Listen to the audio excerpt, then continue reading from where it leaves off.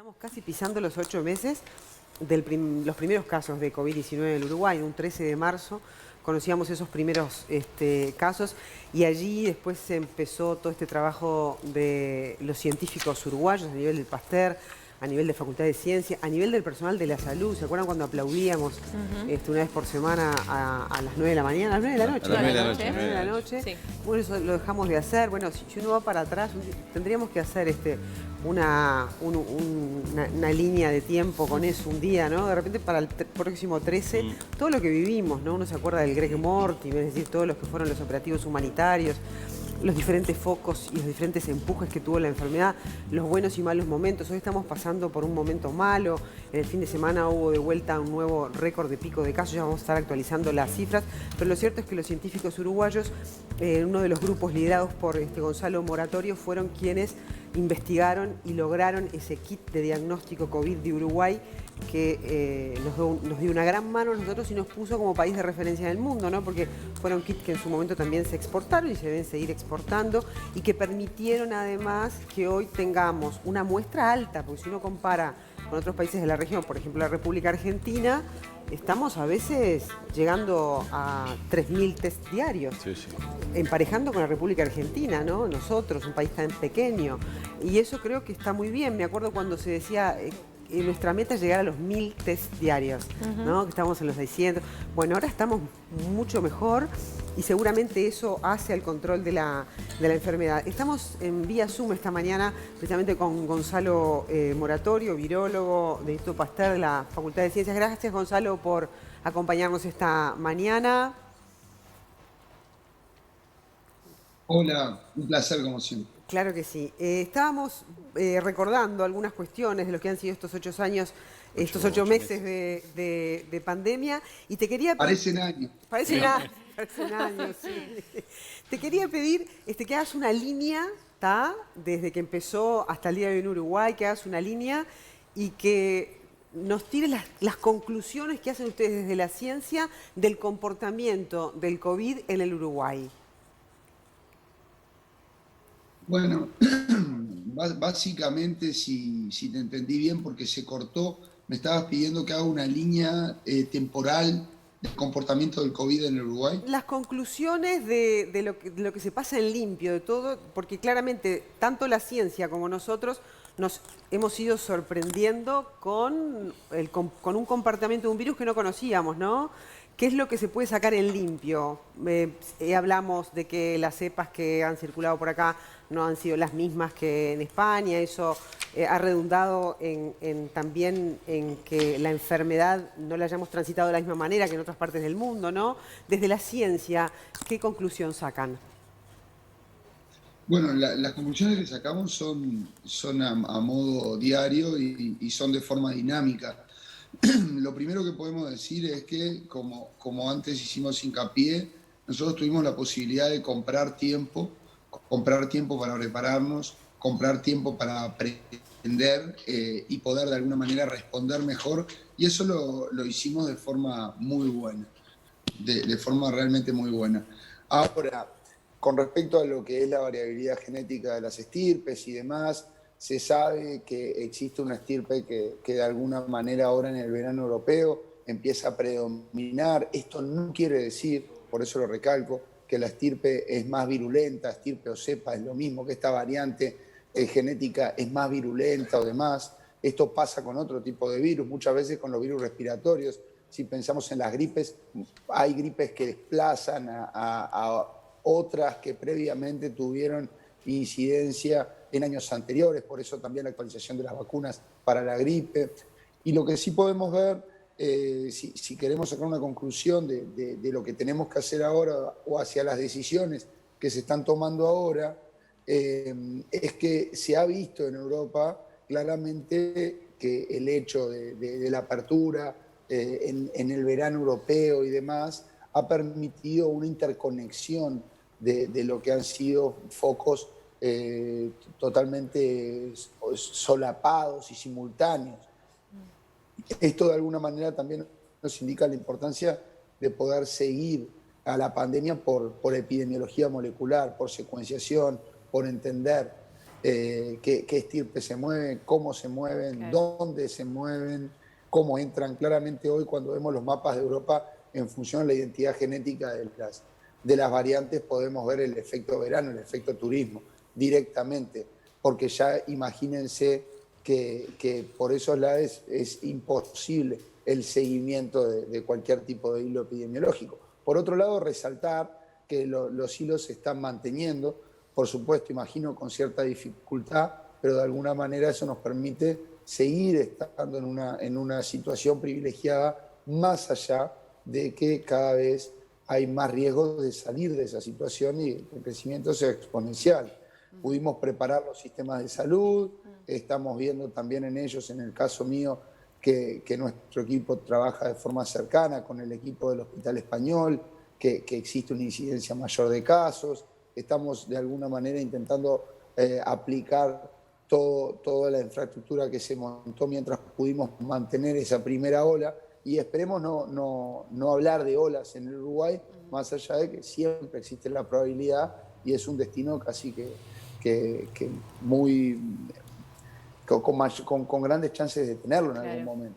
Moratorio, todo eso a nivel científico, ¿no? Y la verdad que durante todos estos 8 meses hemos estado los uruguayos rescatando el trabajo que han hecho ustedes. Pero ¿cómo juega o cómo desarticula este aparato científico el actuar de la gente, el comportamiento de nosotros, de las personas, que de alguna manera parece que hay cierto afloje? ¿Cómo lo ven ustedes y cuánto les complica en su trabajo esto?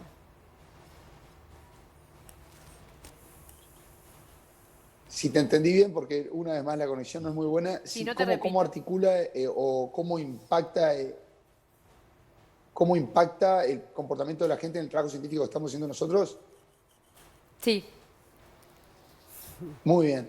Bueno, básicamente el trabajo que estamos haciendo nosotros es poder generar herramientas que tienen un impacto directo en el control y por otro lado el poder, mediante la revisión constante, mediante el estudio, mediante diferentes abordajes que hemos emprendido desde la Universidad de la República, desde el Instituto Pasteur en Montevideo, poder otorgar de alguna manera hechos concretos, evidencia científica.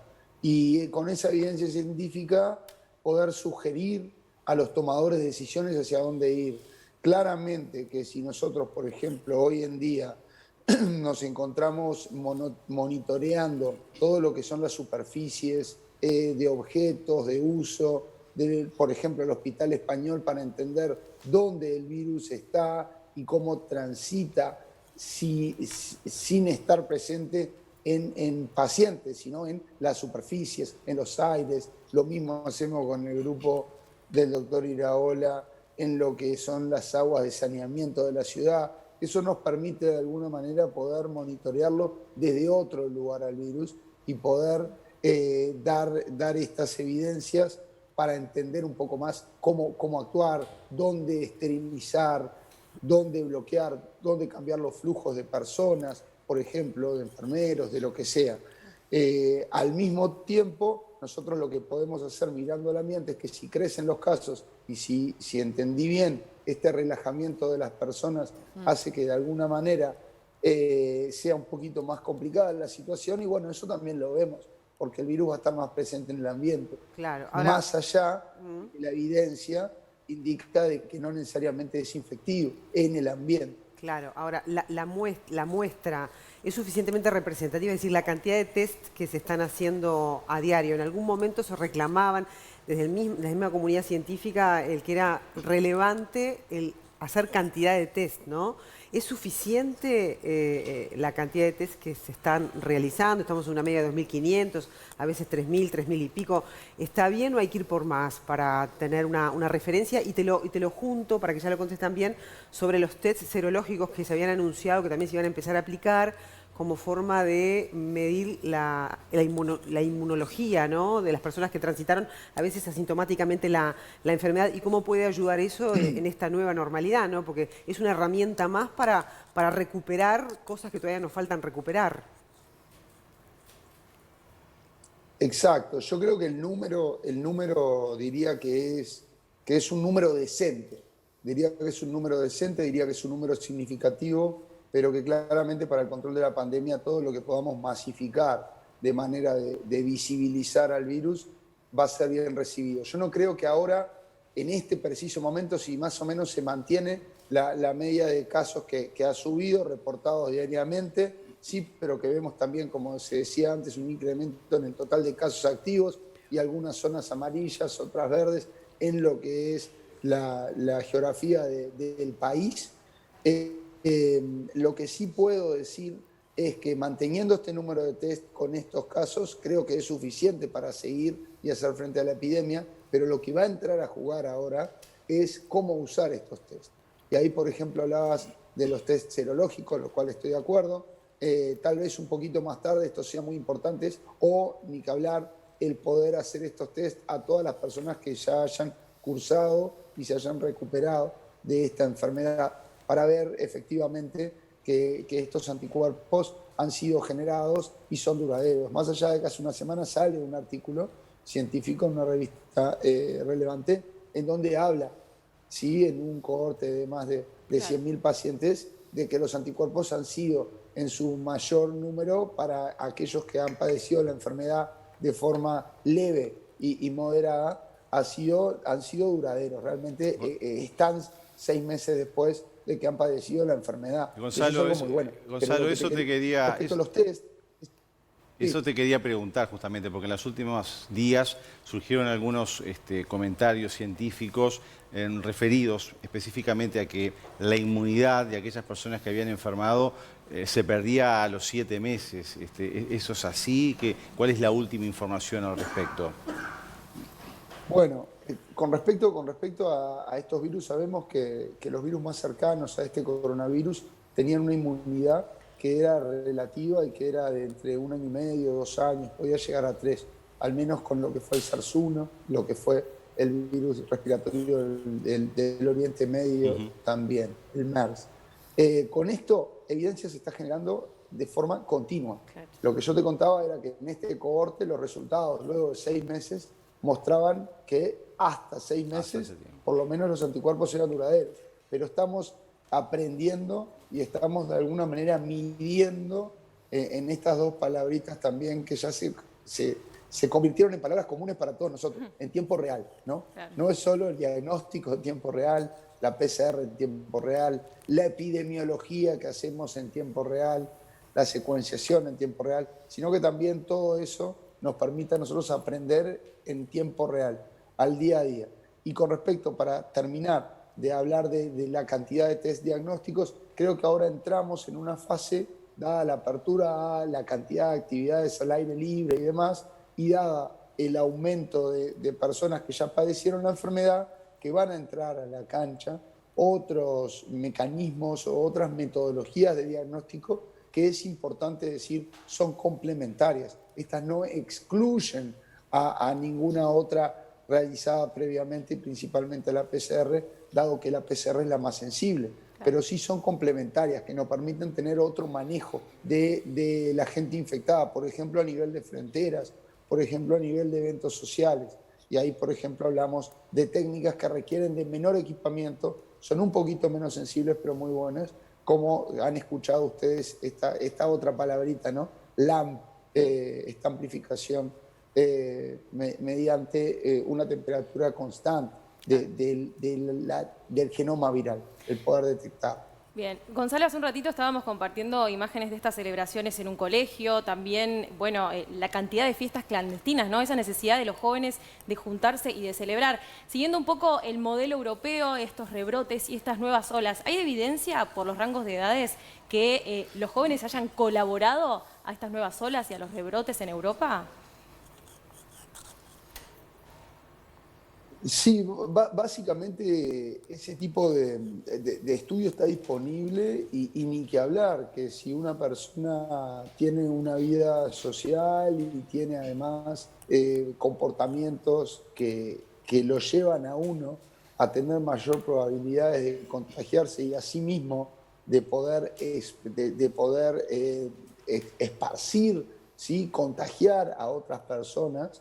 Eso van a ser claramente una franja etaria que es la que se mueve en este tipo de eventos, que son los jóvenes, ni que hablar. Y después los eventos de los supercontagiadores, ¿no? Que también se ha destacado eso. De alguna manera, personas que han sido supercontagiadores, que han tenido la posibilidad de contagiar a muchísimas más personas que otras personas infectadas. Esto se debe a muchas razones.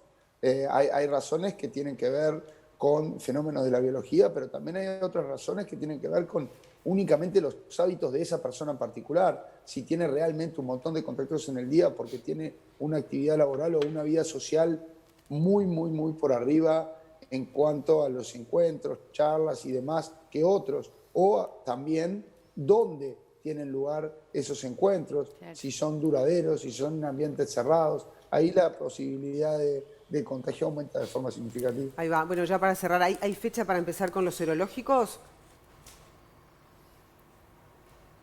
Bueno, que yo sepa, digamos, no es que tenga que haber una fecha para empezar con el diagnóstico serológico. Sí existen proyectos para, por ejemplo, poder determinar y que han ido de forma paralela también en determinados lugares específicos el nivel de inmunidad. Imagínense, por ejemplo, en el Instituto Pasteur, si mañana, por supuesto, empezamos todos a ver la serología, más allá que algunos de nosotros ya lo hemos hecho, ¿no? ¿Verdad? Por el trabajo que hacemos, pero asimismo en Rivera, también en colaboración con la Universidad de la República, con el laboratorio de la Regional Norte, ya dirigido por Rodney Colina, sí, el poder implementar, estoy hablando de Salto, que Salto pueda transferir esto a Rivera y poder implementar este tipo de estudios, de modo de ver en los lugares donde crecen más casos, donde existen más casos, cómo la prevalencia de alguna manera de forma de detectar esos anticuerpos